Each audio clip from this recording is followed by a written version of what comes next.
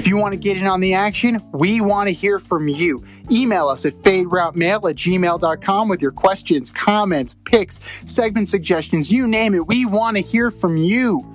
We're on Instagram too. Slide in our DMs at Fade Route Podcast. Get at us.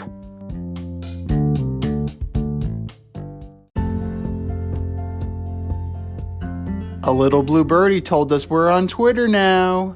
Give us a follow at FadeRouteDNZ. Get at us. Welcome to the Fade Route with D and Z. Here are your hosts, D and Z.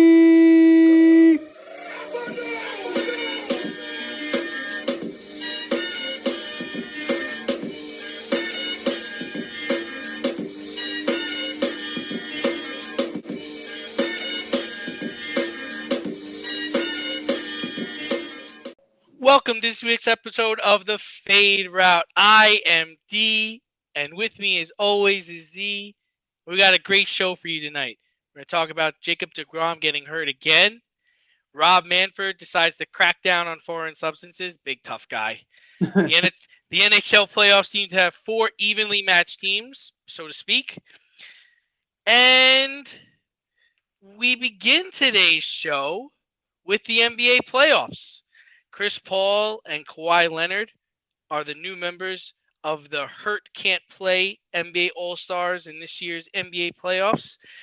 But which team has an edge? Which team is in more trouble? The Clippers or the Suns? What do you think, Z? Welcome back to the East Coast. Thank you very much, sir. It's good to be back. And a little bit of breaking news for you guys. I am no longer a Colorado resident. I am back home in New York City. And I could not be happier. Start spreading the news. I'm here back today. Yes, sir. And as far as who's in more trouble, it's hard to say because if Chris Paul has to miss a significant amount of time with these COVID restrictions, since he is in the COVID protocol after testing positive, even though he is vaccinated. So this is one of those rare positives, even though he is vaccinated. If he has to miss an extended period of time, that's definitely going to be a problem. But Kawhi Leonard with a knee, that is potentially devastating for the Los Angeles Clippers because playoff P, layoff P, layoff me. He's done it once. Okay? I haven't seen enough. I've seen enough of the negative of Paul George to form an opinion about him. Right? We have DeAndre Ayton. We have Devin Booker on the other side. And, they're young, they're unproven, but they're earning their stripes this year in the playoffs. We've seen enough negatives from Paul George that I already have an opinion formed about him. So without Kawhi Leonard, I think the Clippers are more dead in the water. They're only mostly dead, if I may quote Miracle Max. Chris Paul, again, with this particular situation, we don't know how long he's going to be out. If he gets 2 back-to-back negative tests, he's back in, and, the Suns are right as rain. So, for me, Kawhi Leonard, that injury looms much bigger for the Clippers.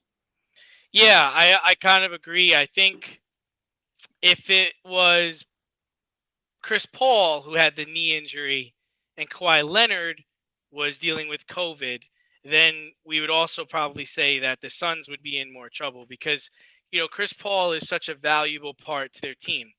The only thing I will say is Kawhi Leonard, if he's not able to come back, the Clippers won't have Kawhi Leonard, but they still have a solid team. They're probably not a championship team, but they're still solid with playoff P. Yeah. Reggie Jackson, who's been playing outstanding the last couple of games. And not that one. Not the one you're thinking about, boys and girls, the basketball player. Right, right. Marcus Morris, he's a solid player. Rajon Rondo's been struggling, but he's still he's been there. He's a veteran. He gets it. Pat Bev is just all defense, all heart, all the time. Kennard can shoot. Zubox, I mean Zbots or whatever his name is. He's a big dude. He makes big mistakes, but he's still a solid player.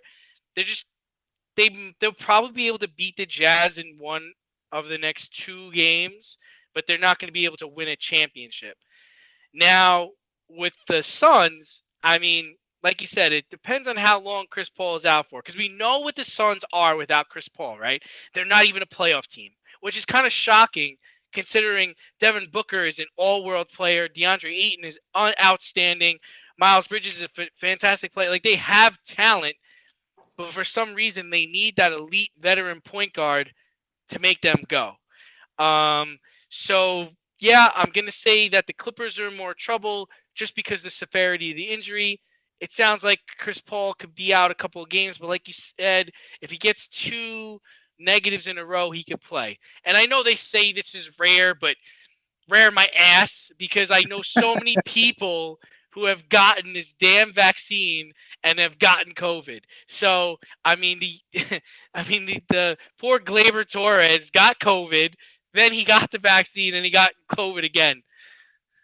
Well, I mean, that's just Glaber Torres' bad luck. And same thing with Chris Paul. Chris Paul is not one who is exempt from season crushing, playoff crushing injuries. Houston Rocket fans can attest to that. But, you know, we're just going to go with what's going on as far as the medical goes. And the fortunate thing for them is that they're resting right now. They're not playing. They don't have a series to play because they swept their competition. So, this gives the Suns an advantage in that regard. If the Clippers or the Jazz do advance, game one probably goes to that team just for the simple fact that, rest versus rust. They haven't, the Suns just haven't played in a week. So that momentum, that building of momentum, coupled with a missing Chris Paul, will definitely lose them game one. Now, over the course of a series, I'm still going to take the Suns over either one of these teams right now, even with Donovan Mitchell playing out of his mind, even without playoff P, going back in time to when he was an Indiana Pacer and putting a team on his back. So it's one of those things that it's bad for the Suns, but they definitely caught it at the right time. Yeah, I mean, when the news first broke about both players, you texted me immediately and you're like, what does this mean? I was like, man, it means the Nets are probably going to win the championship because there's nobody really to stop them. As we see as their series is going on, and Kevin Durant seems like an unstoppable force. And this is like the eighth All-Star to get hurt. So you have the 76ers with Embiid who's playing on one leg. The Nets are playing without James Harden, Kyrie Irving. Now you have Kawhi down, CP3 down. The Nuggets were out without Murray. Anthony Davis went down for the Lakers. The Hawks are really the only team that's really healthy at this point. Agreed. And the Hawks, even though they are healthy, they're not talented enough to make a run. So while it would be very tempting to say that they're hot and they're healthy, they're just not good enough. Yeah, they're young. They got some. They have time to develop, and they've shown that they're going to be there. But injuries definitely marring this NBA season. Another injury that came up in another league, Major League Baseball. Jacob deGrom had to leave last night's game with right shoulder soreness, and that was after pitching 3 innings. You're my Met fan. Cause for concern? Anytime you have a player that is the best at his position and he's repeatedly getting hurt, as fluky as it may seem, it is cause for concern. The Mets are optimistic that he will not miss any time. They're seeking a second opinion, but I'm of the mindset give him a 10-day stint on the IL, nail down what's going on, and then maybe you can proceed without having to lose significant amount of time. You've already lost Syndergaard. You've already lost Carrasco. You can't afford to lose deGrom too. So you have this issue with his shoulder. Before that, it was his flexor tendon. Before that, it was his right side. So that's speaking to either mechanical issues that's causing these things to flare up. He's overcompensating for something. He's trying to throw the ball too hard. I don't know. And it may be a coincidence that the last two injuries have occurred after he's gotten a hit. So I can't say with any modicum of certainty that he's hitting, therefore he's getting injured. I'm not going to say that, but all I can say is you have to protect your asset and just look at the numbers. 6-2, 0.54 ERA, 67 innings pitched, 111 strikeouts, half a whip.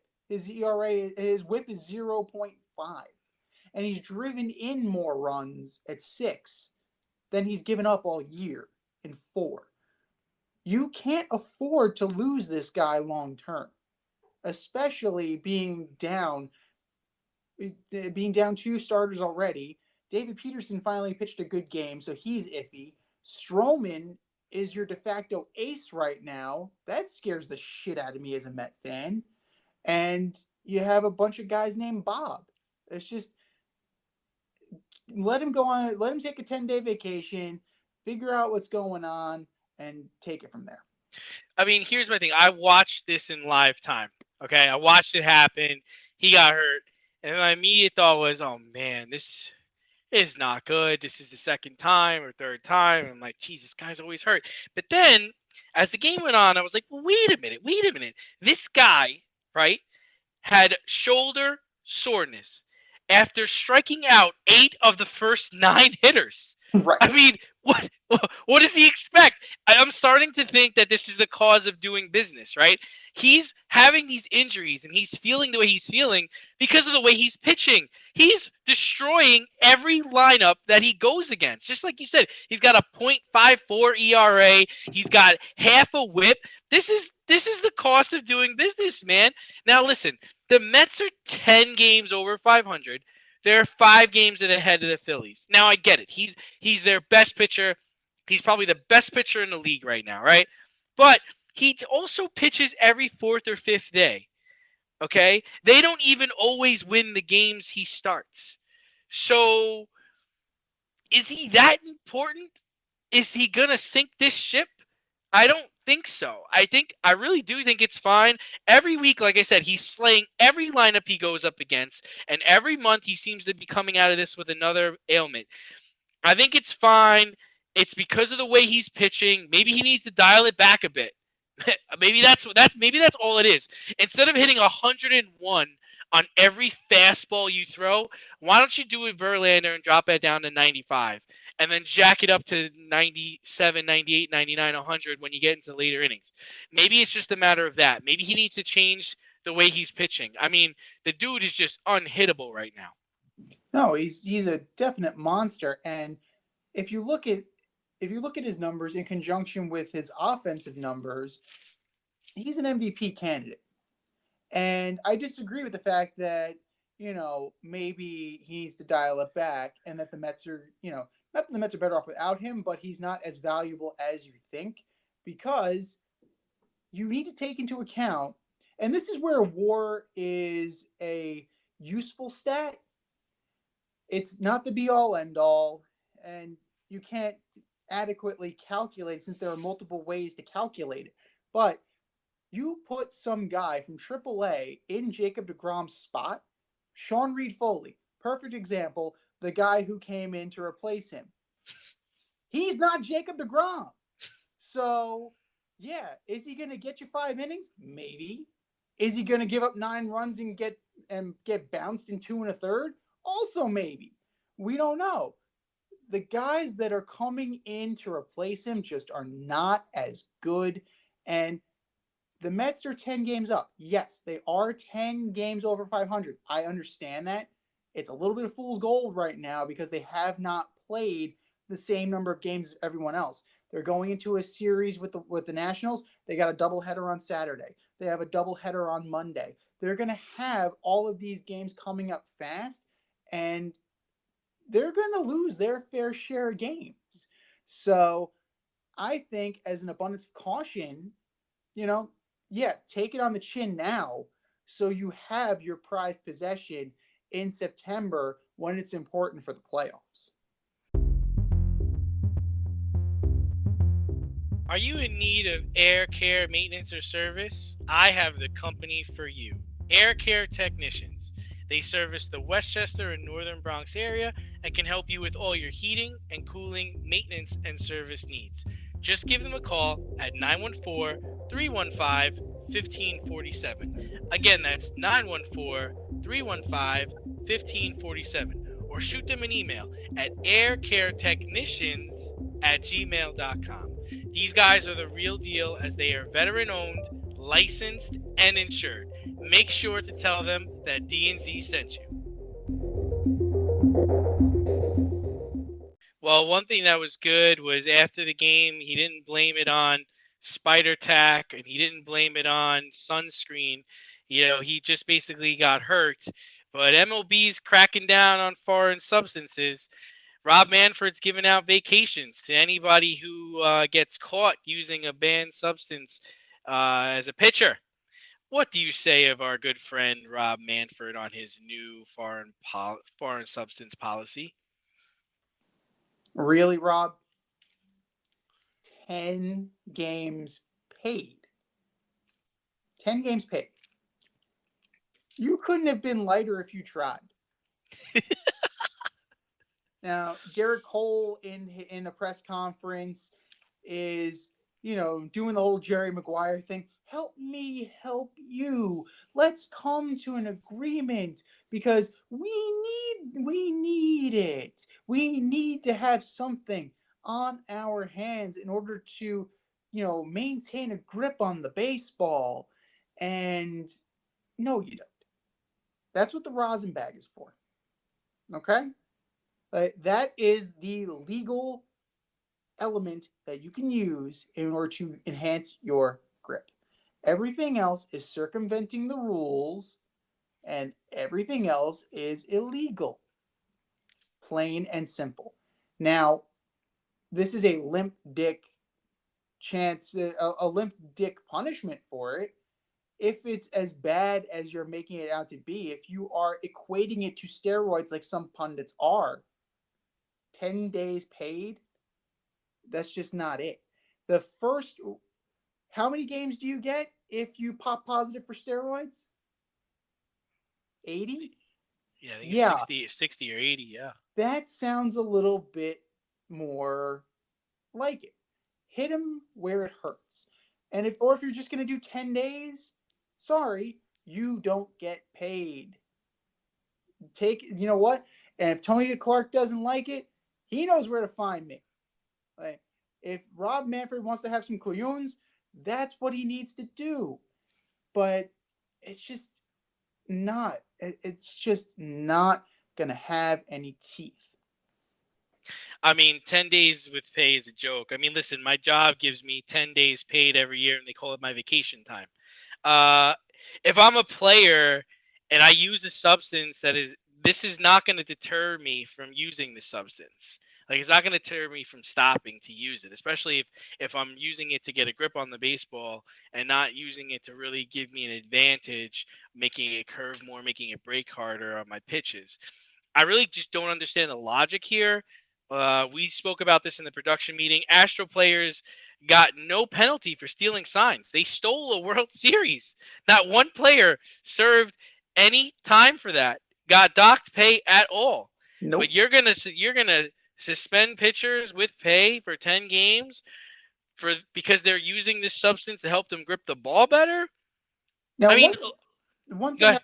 want to Yeah, add go to ahead. that is that you also have an admitted cheater right now in Tyler Glasnow, who is out with a UCL tear, a partial UCL tear. Granted, most guys pitch through that. Harvey did, Tanaka did, My to very, sister did. to varying degrees of success. But you have an admitted cheater on your hands. Granted, he's on the IL. If you're Rob Manfred, what do you do when he comes off the IL?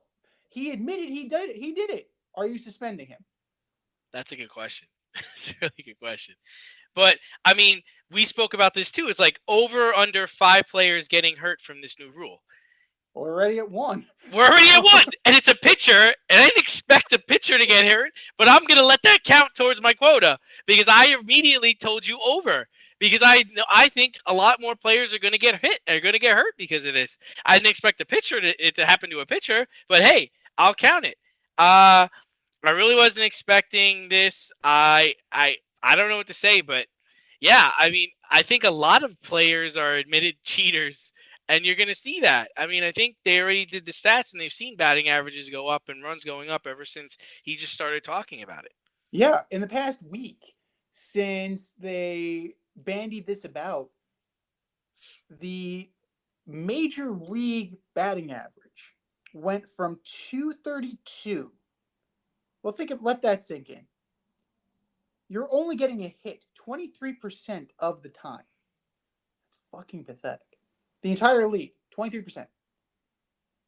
Since this crackdown was announced and teams have been quitting cold turkey, like ironically, Alex Cora and the Red Sox, the mastermind behind the Astros cheating scandal and the Red Sox cheating scandal, he's been having them quit cold turkey.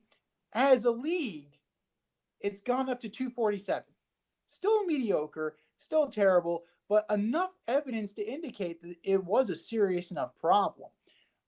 You can argue that it's it's not the right time to implement it. Maybe you wait until after the All-Star break. Maybe it's a timing issue. I can see that. I would concede that that would be fair, but yeah, I mean, as it turns out, when we were talking about this in our bullshit or no shit segment from a couple weeks ago, it looks like it's going to improve offensive production. Yeah, and there's no doubt that all teams are, and all, not all pitchers, but I think all teams are using it in some way or another. And the pitching coaches probably know about it, and they're probably telling them to do it.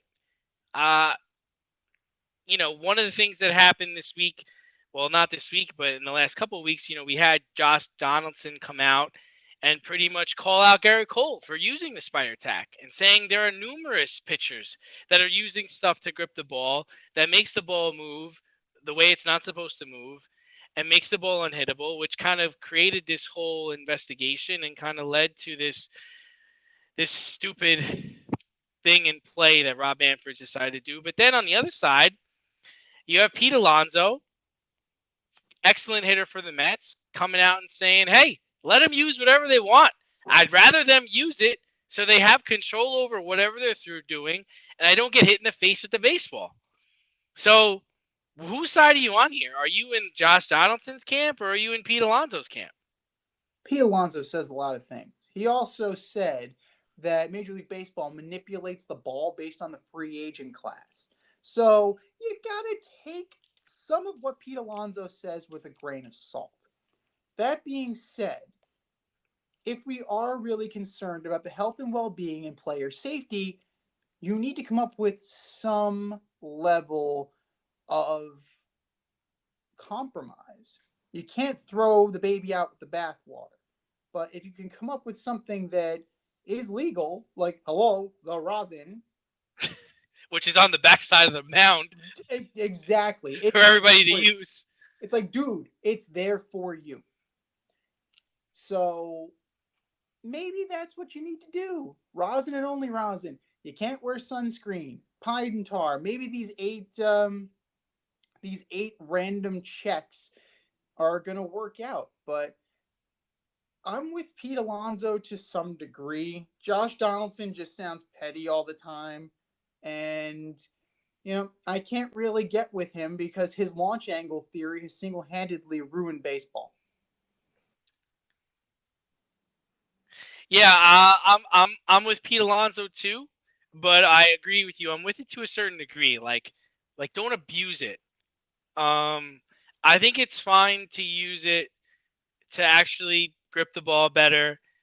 Uh, I'm okay with that. But if you're using it because you're trying to make the ball do funny or silly things and not, just deceiving the hitters, then I have a problem with that. If what you're doing is subtle enough where no one can really notice it, I'm fine with it. I was listening to the Michael K show a couple of days ago, and they had Al Leiter on, and they asked Al Leiter, did you ever use anything? And he was honest. He said I did. He's like, I didn't do it every game, I didn't do it every inning, but at some point I felt like I needed a better grip, and he had some concoction that he had put together that he was using. He didn't give away other players, but he said a lot of other players were using different things. And he's like, I didn't want to have to go to the back of the mound after every pitch and grab the rosin bag. He's like, yeah, the game would have lasted 4 hours. I was like, with you Al pitching, it always lasted 4 hours. Cutter, cutter, cutter, backdoor cutter, Home run. cutter, home run. So that's the problem. Is some of these things have been in play for a long time, and now you're asking players to do without it. Now this glass now thing is just ridiculous. It's like, dude, if you're relying on this stuff to make your pitches move or to and now you have to overcompensate, and because you're overcompensating, you're getting hurt, then you're an idiot. Uh, you got to be able to pitch without this stuff. And this stuff should be able to just help you grip the ball if it's just a hot day, or if it's raining, or if you're just you got maybe you've got a blister, or you're having a cramp in your finger. Like, there are reasons why I think it's okay. However, if you're abusing it to get more out of it, then you need to be taken out. I agree, and I'm not gonna do what Josh Donaldson did, and when he basically called out Garrett Cole, but Tyler Glasnow was a mediocre pitcher when he was with Pittsburgh. Now all of a sudden he's lights out in Tampa Bay. A lot of that has to do with the fact that Kyle Snyder is a pitching whisperer, or maybe he just got better shit. Yeah. So it's six of one, half a dozen of the other. Maybe a little from column A, a little from column B. But you know, as you're progressing, summer it gets hot.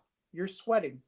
It's there's gonna be little beads of sweat on the ball. It's gonna get slicker. You're gonna need something. I get that. So Major League Baseball needs to come to some sort of agreement with the players to either, come up with something that they produce, which was another theory, another positive argument. Just come up with something. Just put something out there that you endorse that they can use. Which Yeah. fine. I mean, I suppose that's okay if it's bullfrog and water in like a spray bottle or something, or like a rag. Well, Yeah. whatever. Get But everybody on the same page. bingo. Yeah, and the other thing is like, you let these hitters put all this pine tar on the bat, and the gloves they wear, and the sticky shit they put on the bat. Like, I mean, you got to give the pitcher something. You got to give him something. And now you're talking about moving the mound and all this other. You got to throw him a bone here. And maybe it becomes some of the things like you said. Okay, bullfrog and water is okay. Spider tack is not okay. Or maybe it's suntan lotion is okay, but you gotta come to some medium, and then get rid of the rosin bag. Screw you. Then you get the rosin bags out. Then it's stupid that it's even back there, honestly. Yeah. And the other thing is, figure it out, man. Figure it out. Throw the fucking fastball in the outside corner. Become a location pitcher. Is that so bad? No. Tom Glavine and Greg Maddux lived on the black their whole freaking careers. Try it out. And think about it. If you could have that pinpoint level of control with Tyler Glasnow's stuff, you'd be unhittable. You'd be unhittable anyway, Maybe you're just regardless. not a big league pitcher. Maybe you need to go back down to the minors and toss that shit down there. How about that becoming part of a reality? Well, Sorry. it worked for Roy Halladay. I mean, sorry. I mean, is that such a bad thing? That just might be it. Maybe some of the guys that are up here shouldn't be up here. If you got to rely on that stuff to get you by, I, the big leagues aren't for you, bro. Especially with the relievers now, they're just taught rear back and throw as hard as you fucking can. It's not, aim for the glove. It's just max out. And if it hits the glove, great. So I there's got to be something because somebody is going to get Pollard. Somebody else is going to Yeah, get Pollard. yeah. That's the other danger. That's the other thing because if I'm a guy who, I've been using this stuff the whole time, and I've got my contract, and I need this stuff to get people out, and now you're gonna take it away from me. Well, I'm gonna keep trying to do what I'm doing, and if someone gets hurt because of that, what am I gonna do? Moving on. Back to the NBA playoffs. The Bucks are taking on the Nets in Milwaukee tonight. Harden is available. Kyrie's out. How can the Bucks take the Nets to Game 7? They're actually winning right now at going into halftime. Harden's at the line right now, and nope, missed. So he has 13 points right now. And if you are Coach Budenholzer, you got to take it to the rack. You cannot get into the game of trying to shoot threes with the Nets. Your team's just not good enough from the 3-point line to make it happen. You have a dynamic player in Giannis Antetokounmpo. He's a beast. Give him the rock and just drive to the basket. This is why you got Drew Holiday to drive to the basket and facilitate. Yeah, Don't yeah. don't deviate from that plan. Stick to what got you here. And changing it up willy-nilly to try and match up with the Nets shows me that you guys are dead in the water. Yeah, so I got 3 ways for them to move this game to Game 7, all right? Now, it's halftime. I understand it's halftime of Game 6, but hear me out. Hear me out. At halftime, fire the entire coaching staff for the Milwaukee Bucks. Get the local high school coach to come in and coach the team for Game 6 and Game 7. Because honestly, they're 3 for 14 from 3-point. Why are they shooting threes? Like, why? Like, their whole game plan from Game 1 has just been a disaster. Now, if you're telling me that the coaching staff is telling them one thing and the players are doing another, then I get it. But if this was the game plan against the Nets as constructed with Kyrie and Harden and Kevin Durant and Blake Griffin and all these other players, then you guys need to go right now at halftime. Okay? The second part for them to get to Game 7 is double team Kevin Durant as soon as he catches the ball. Let everyone else on the team beat you. Let Harden get 70. Let Joe Harris have 40. Let Jeff Green have 30. Live with it. Live with what everybody else is going to do. You cannot let this man play 48 minutes and drop 50 points on your head. Like that's just unbelievable. The adjustments are not there. It's like he gave up once they got to this round of the playoffs. It really seems that way. If he's not out after this series, I don't know what the Bucks are going to do. And the last thing they need to do is slow the game down. Slow down the tempo. Play bully ball with them. Give it to Lopez. Give it to Giannis. Go to the foul line. I know they can't even shoot from the foul line. They're shooting 60% from the foul line. But you got to slow the game down. The 2 times the Bucks have won is when they kept the Nets under 100. You're going to keep the Nets under 100 by limiting their possessions and ensuring that when you do take shots, you score. And how do you do that? They don't have an inside presence. The Nets don't have an inside presence. DeAndre Jordan's not even playing. Blake Griffin is soft. Just go to the basket. Leave Chris Middleton at the 3-point line. If they collapse, then kick it out to him. Drew Holiday, go for the basket for God's sake, and out rebound these guys. How are you only five rebound differential? Awful. You should get everything that comes off that rim. There's nobody there to get these rebounds. Maybe the Nets aren't the only team that's soft, if we think Maybe, about maybe. I don't know. it. At I don't some know. point, you'd need to question it because Middleton's been there, Giannis has been there, Coach Budenholzer's been there. Maybe it's a David Quinn situation. Maybe the voice is just too soft, and they need a guy like a Stan Van Gundy. I'm not saying Stan Van Gundy, but a guy who's going to be in your face and he's going to preach defense, like Tom Thibodeau. Tom Thibodeau on this team would be dangerous just because Dangerous. he preaches defense. You need to preach defense. It's not just one side of the ball. And like you said, when they played defense and they played stoutly, they won. Plain and simple. The Nets are not undefeated. The Nets can be stopped. You prove that you can do it. Just stick to the fucking game plan. Or change the game plan. Like the whole thing is what is your game plan? Because the game plan you're using is not working. You don't try to outscore these motherfuckers. Like you crazy. You Like can't. this guy's hitting shots from half court. Like you can't block him when he gets to the top of his shot. He's higher than a stop sign. Like nobody's blocking that, man. And Giannis needs to step up and go defend Kevin Durant. Go say that's my guy. I'm staying with him wherever he goes. And then somebody come help me. That's what you got to do. That's what you got to do. And you're because he's losing respect, I think, from other players in the league and from other teams in the league. This is supposed to be your team. You're coming out on the press conferences talking about how great Kevin Durant is. Well, how about how great you are and how great your team is? And we're going to figure out a way to stop him. Stop talking about how great he is.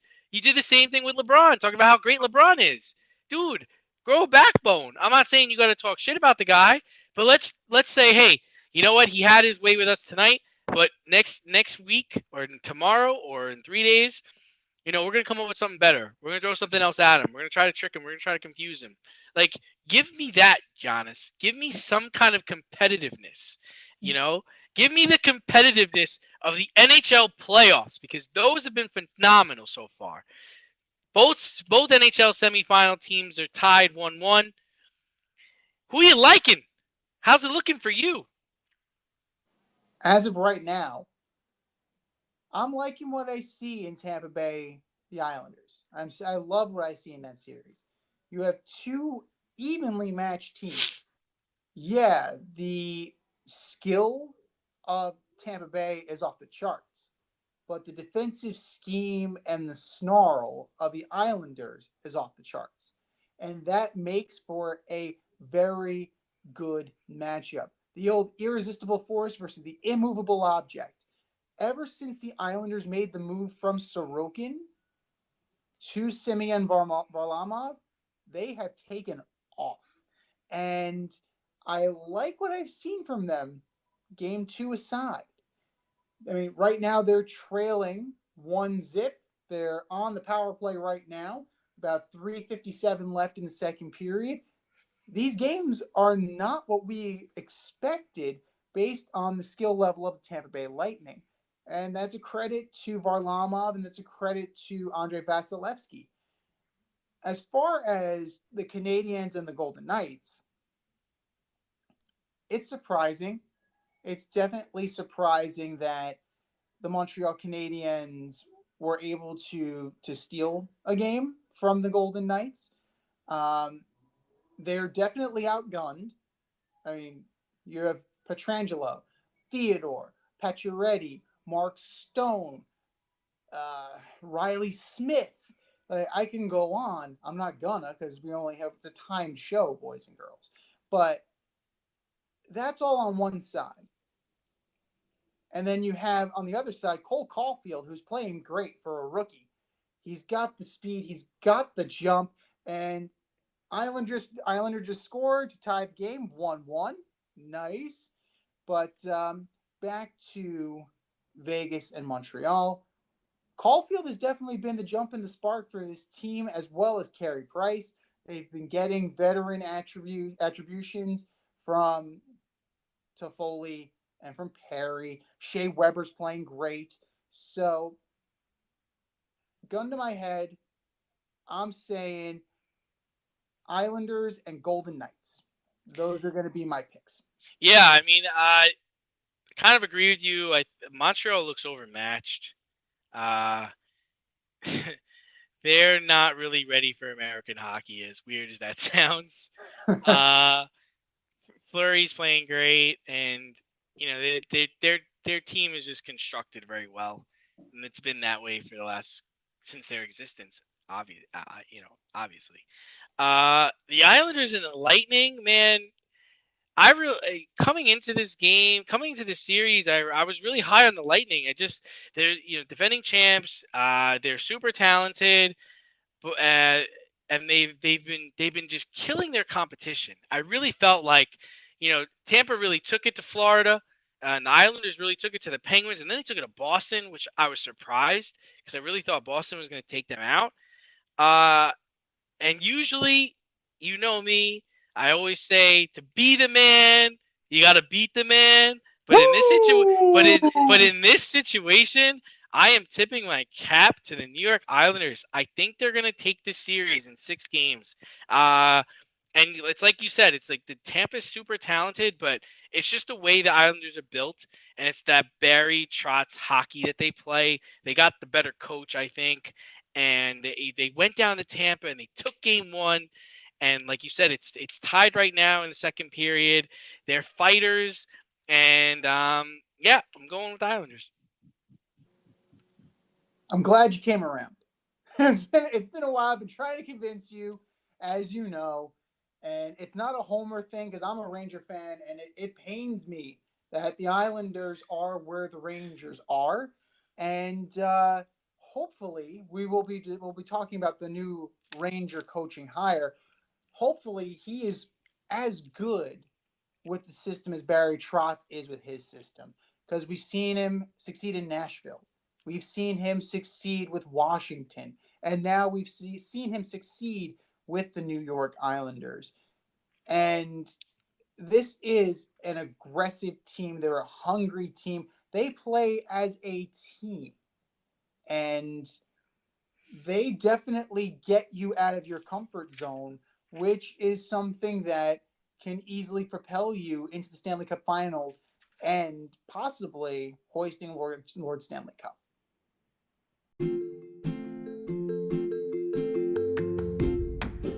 You can't help but smile when you see a balloon. The simplest occasion is a party. Westchester Pop Stars, located in New Rochelle, New York, offers balloon styling and decor for all life's events.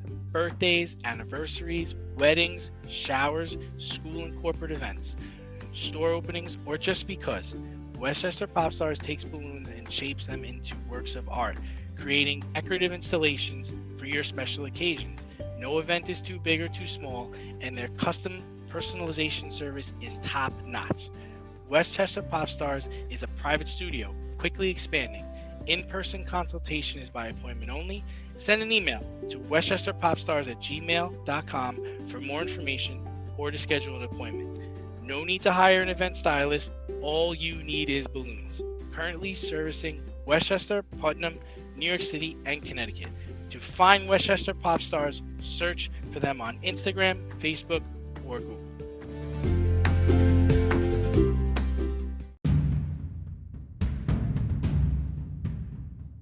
More or less? All right, boys and girls, you know the drill. If we think it'll be more likely, we're going to say more likely. If we think the statement is going to be less likely that it'll happen, we're going to say less likely. It's a pretty simple build. More or less, number 1, Cody Bellinger will play 50 more games this season. Man, this guy is killing my fantasy team. He's only played 16 games all year. Definitely less likely. Even with 100 games to go, there's no way this guy is just going to come back and start playing. First, he had a hairline fracture in his leg. Now he's got hamstring issues. Dude, you're playing baseball, not football. Why are you constantly getting hurt? So, out of a possible 70 games this year, he's only played 16. I'm going less likely. I'm going less likely as well. And it was a little bit of a typo in our production meeting when I formatted the show. I think I kind of spoiled my answer. I don't know if he's going to play 50 games this year because you have the hairline fracture and you have the hamstring injury. And hamstrings are tricky. We've seen that time and time again. It can flare up. You can feel 100%. It can get tight on you. You can pull it again. You can overcompensate and hurt the other leg. This complicates matters further. And He seems looking, like the kind of guy that gets hurt wiping his ass in the bathroom. well, the glute strain. I mean, I could see that. My Or back, my back. how did you hurt your flexor tendon? I don't But want to talk about it. but just look at the numbers. When he's in there, he's not that great either. 62 at bats, only 14 hits. It's 226, one homer, 10 ribbies, a 324 on base percentage. That's respectable. 323 slugging. Like, it's just not cutting the mustard this year. How much of that is because he's overcompensating for being hurt? Like, I don't know that. I'm not in Cody Bellinger's body. But even last year during the World Series, he was hurt. But I think at this point you need to start questioning whether or not Cody Bellinger is just going to be that kind of player. Because right now, you're telling me that the Dodgers wouldn't be better off without Jock Peterson? I think they would want that one back. Yeah. More or less, number 2, Vladimir Guerrero will win the American League Triple Crown. Oh man, you know I'm on this guy's bandwagon. I said he was going to lead the league in home runs at the start of the year. You know this, but I'm actually going to go less likely. Even with Mike Trout out, he still has some serious contenders in each category. Michael Brantley, who is on my fantasy team, is currently edging him out in batting average, and he's having a monster year. Shohei Ohtani is 3 behind him in home runs, but I would assume Otani's going to tail off, especially if they keep asking him to pitch as much as he's pitching. Devers, another member of my fantasy team, is tied with Vlad G in RBIs with 55, and Jose Abreu is hot in his trail, another member of my fantasy team, with 51. So I think it's going to be tough. He's going to have to stay healthy. He's definitely going to get opportunities, but it's really tough. It's really tough to do that. All I know is that you better have a winning record with this fantasy team. I just got a winning record. I just got there. Just got there. Nice. 2 games over 500. I'm going less likely too because it's such a difficult feat to achieve. The last person to do it was Miguel Cabrera. So it's one of those things that happens very rarely. But if anybody could do it, it probably could be Vladimir Guerrero Jr. just from his output. 343 average, 22 homers, 56 ribbies, all respectable numbers. And in that lineup, you're going to get opportunity because in a deep lineup, they're not going to want to pitch to the guy behind you. They're not going to want, you're going to get fastballs to hit. And Vladimir Guerrero, he can hunt the fastball. Like his dad. Like his dad. Well, his dad could hit anything. And Vladdy Jr. has proven he can do that too. I haven't seen him try the old cricket one yet, but we'll see if that happens in the future. But Vlad Guerrero is a pure hitter, and he definitely is going to be a force to be reckoned with for years to come. And who knows? The batting average, I think, may tail off. Homers, you're on to something as far as possibly leading the league. I still, it's not going to be Alonso. I thought it was going to be Alonso at the beginning of the year. We talked about this. Probably not going to be him. If anybody, it's probably going to be Ronald Acuna Jr. That Acuna Jr. is going to challenge him for the major league lead in homers. Yeah, So agreed. if that'll give him a shot in the American League, I don't see anybody challenging him for the home run crown. But as far as the batting title, I can see him tailing off with that. Ribbies, ribbies are a function of base runners and opportunity. And he's He's got guys. He's got guys on his team that get on base, and yeah. they So get on base. they're there, and he's a walking RBI. Whenever he's in the box, he's in scoring position. And they're constantly playing from behind, which is odd because I really thought they were going to be much more formidable in their division. Yeah. We both called the Yankees not having that great of a year, so that's showing itself. But I did think they were going to do better. They have a lot of talent. They do have a lot of talent, and one or two more pitching acquisitions, and I think they'll be right back in the hunt for the American League East title. Do you think not being able to actually play any home games has hurt them? I don't know. I can't say. I mean, they're playing in Buffalo. They're playing in front of a home crowd. So, it's not like they're playing in a bubble. So, I Yeah, don't you think. obviously haven't been to Buffalo. Well, I, I don't think it'll be that much of a home field advantage to go back to the Rogers Center. If anything, it'll hurt their pitchers more because they're homer prone now. You put them in the Rogers Center, they're going to be even worse. So I think they're actually helped a little bit from the fact that they're not playing at home right now. But we'll see. Hopefully, Trudeau gets his act together and comes up with an agreement with Major League Baseball the same way he did with the NHL, and we can actually get some games in the Rogers Center this year. I'd go. Who's with me? Okay, it's not. More or less, number 3. Gerard Gallant will get the Rangers into the playoffs next season, and I say it is more likely that it's going to happen, mostly because he's a better fit for this style of team. It's a young team. They do have plenty of young players. You have Fox and Lafreniere and Philip Hedel and, Brett Howden. All these guys are young and they're relatively inexperienced. But then you have the veterans like Kreider and Zibanejad and Brendan Smith and, Artemi Panarin. You can't treat those players the same as you would a rookie or a second year player who's scared he's going to get sent back to Hartford. And I think Gerard Gallant understands that from his time not only with the Vegas Golden Knights, but also with his time in Florida coaching the Panthers. There was an article in the New York Post where Jaromir Jagr was interviewed, and he said pretty much that very thing, that he understands that in order to get veteran buy-in, you kind of need to communicate with them. That's definitely an implication that David Quinn wasn't doing that. So I think that just implementing more of a snarl and a more of an aggressive mindset, if that means bringing in a grinder type like Matty Martin, or hello, how about getting Brendan Lemieux back? You traded him to the Los Angeles Kings and it all went down the toilet after that.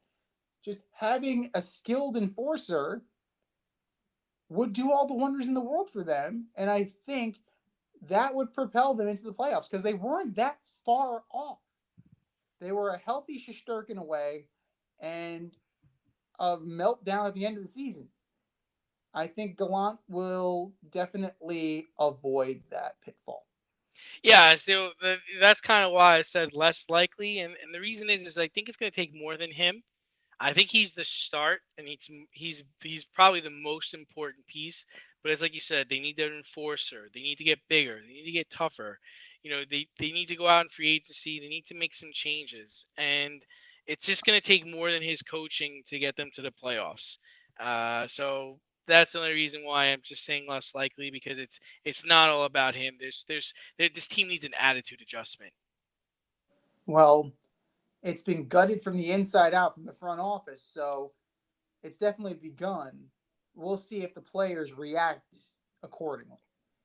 And bonus, more or less, number 4, Calvin Ridley will seamlessly replace Julio Jones. Yeah, I'm gonna go more likely on this. He had 90 receptions and 1,300 yards last season. I think he's going to have an AB like season. When I say an AB like season, I don't mean like assaulting people. I mean that he's gonna have a year like AB's first year without Mike Wallace. I don't know if you remember that, but he had like 129 receptions and 1,600 yards. Like he went nuts, and then he kind of continued on this career where he was averaging over 1,000 yards and around 10 touchdowns for like the next 5 seasons. So I see that for Calvin Ridley. I'm going to go less likely just from the simple fact that he was able to be a bookend for Julio Jones, and who is going to be the bookend for him in order for him to ascend? Is that Russell Gage? Is that Kyle Pitts? I don't know. Ridley's definitely the goods, right? You have 26 career touchdowns, 3,000 career yards, 217 career receptions. He's the goods. It's about the other guys around him that will make him better. And I'm not sure that they're good enough. I mean, granted, last year in 15 games, he did score 9 touchdowns. So it remains to be seen because Julio played in 6 games last year. Got to go and look at the stats. You have to go take a deeper dive into how many of those touchdowns were scored in games where Julio played versus games where he didn't play. Got to go look at that a little bit more. But if they believe in him, he's going to get all the opportunities to be the next Julio Jones. And he's certainly talented enough to take the mantle. We just need to see him take the next step.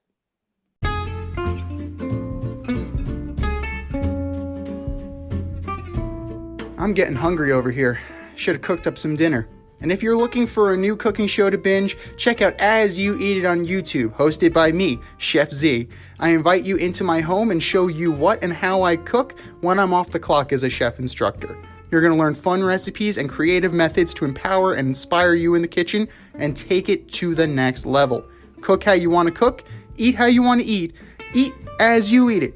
That's As You Eat It, available only on YouTube. AZ, you eat it. Check it out, and let's get cooking.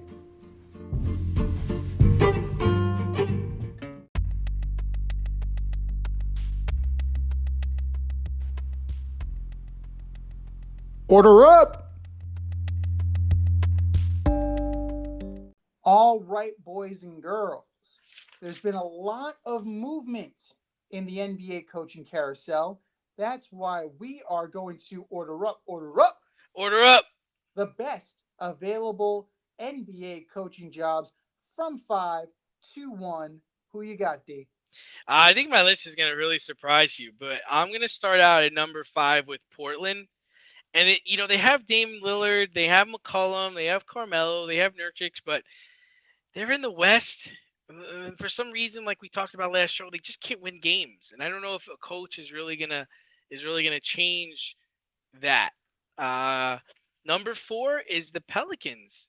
Zion is there, but management seems to be a bit impatient with their coaches. They've just fired Stan after 1 year. Alvin Gentry had 5 years, but he only got 1 year with Zion. So I'd proceed into that situation with caution.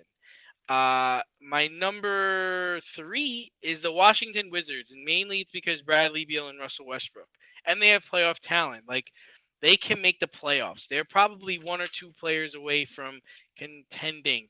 And I think the shortened season kind of hurt them this year. I think next year with a long season and hopefully better health, they'll compete a little better. My number two is the new opening, the Dallas Mavericks. Rick Carlisle deciding to step down there. I think it has to do with Don Nelson getting released or leaving after 24 years. Doncic doesn't seem to be happy with that move either. But you have Doncic. They really just need one more guy. You see what the Hawks are doing. You should be the Atlanta Hawks right now, and they're not, and that's a problem. And I thought they played well. It may have to do with the fact that they're in the West, but and Doncic has a lot more time to develop, and he's going to be a Maverick for life, it seems. But that would be the second most appealing to me, and the number one job, in my opinion, is the Orlando Magic job, and this is because Really? they have a top 3 pick, right? There's low expectations. You could totally suck this year, and you're still going to keep your job. You're in a small market. They have a talented point guard in Cole Anthony. So, yeah, that's the job I want. I'm in Orlando, Florida. I'm the little brother for the Miami Heat. I have a top 3 pick, possibly the number 1 pick, and there's no expectations here. So all I could do is go up. I can't really do much worse than what's been going on. That is a fine list, and I was not expecting number one at all. In terms of best available, if I'm a coach, I want to go into a situation where I have a shot at winning quickly. That's just me because they'll look more kindly and more favorably on me if I do that than if I'm part of a rebuilding project and it still doesn't get rebuilt in a quick enough fashion. Look at Lloyd Pierce in Atlanta. Look at him. Look at him. Look at what he did. Look what you did, Lloyd. And it took Nate Name's McMillan. Christmas. Lloyd Christmas. Well, he was fired by Christmas, and Nate McMillan was back in, turned the ship around, and made the Hawks a playoff team. But Lloyd Pierce was the guy that ownership had backed for the rebuild. So, it's one of those things that rebuilds can be tricky. So that's why the Orlando Magic aren't on my list. Sorry, guys, love you, not that much. Number 5 for me is the Washington Wizards, just because of the drama with Beal and Westbrook. Very talented, but combustible. You never know what's going to happen. Does Beal want to get traded? Does Westbrook want to get traded? I'm sure Scott Brooks was pulling his hair out by the time he ultimately didn't get his contract renewed. So, via con Dios to whoever goes into that one.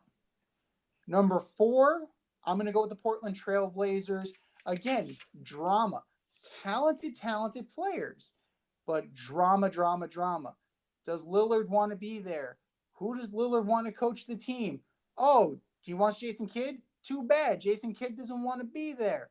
So does now Dame Lillard not want to be there because Jason Kidd doesn't want to be there? It's just high school bullshit. I don't want to deal with that. Just, if you can get everybody on the same page and bring Nurkic along for the ride, that's a very good team. Number 3, I like the Indiana Pacers. I think LeVert, Sabonis, they've got some players there. And they made the playoffs. I mean, they made the play-in tournament. So they definitely You won was the one. chance to move. You won the chance to lose some more. All right. You won the chance to possibly get in, but ultimately you lost. That's okay. You put a beating on the NBA Rookie of the Year though. You put 140 on the Hornets and LaMelo Ball, so good for you. Nate Bjorkgren was not the right fit.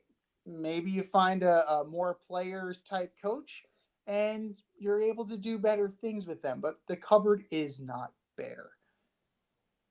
Number 2, I like the Dallas Mavericks. Same spot as you, mostly because I'm not sure what else Luka Doncic has around him. You have Tim Hardaway Jr., you have Kristaps Porzingis, you have the shell of the Knicks of 4 years ago. And they weren't even good when they were on the Knicks. So, and to go back to what you were talking about before about the Atlanta Hawks, right, and the Mavericks, would the Mavericks be better if they didn't make the Doncic for Trae Young trade? I don't know.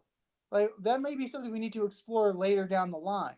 But if Luka says he's okay with this, then you got to build around him. He's a generational talent, and you got to ultimately get him where you want to go. And number one, the New Orleans Pelicans. Young, hungry, Zion Williamson. Not great expectations, but they were further along. They need to improve on defense. Stan Van Gundy appeared to unlock something with Zion Williamson, who's playing point forward. Maybe the next coach builds on that. Maybe it's Chauncey Billups or Becky Hammond. I'm not sure who it's going to be, but the cupboard isn't bare there, and there's a lot of good young talent on that team. Now, I find it very interesting before we wrap up this little segment. Neither one of us put the Celtics in as a top 5 job. That's very interesting, don't you think? That is very interesting. Yeah. It's a little bit of an indictment. There's a lot of pressure to go there. And yeah. I just don't like the dynamic of their team right now. Like they got a problem. Like they got a lot of problems they need to solve. It's not appealing to me. Like I don't want to go deal that. I don't want to go deal with that. Like I think the reason why we have 2 different lists and we don't have the Celtics is we're all trying to do different things. Like I want a place where I can go with no pressure, develop a team, and then win. And you're kind of in the mood where you want to go and win, but you don't want there to be as much pressure. And that's definitely not the Boston market. That's definitely not Boston, man. That's not Boston. That's not Boston. All right, so where would you rank them? Are the Celtics on your list? Hit us up. Fade Route Podcast on IG, faderoutemail@gmail.com, or DM us, Fade Route D&Z on Twitter, and let us know your list. This has been the Fade Route with D and Z. Thanks for tuning in tonight. You usually can catch our podcast on Wednesday nights on Anchor, Spotify, or other premium places where you listen to podcasts. Until next time, stay faded, everyone. Talk to you next week. Thanks for listening to this episode of our podcast. If you like what you heard and want to hear more, be sure to like and subscribe on your favorite podcast platform. Rate us 5 stars, leave us a review, turn on subscription notifications, and tell your friends. Spread the word, spread it wide.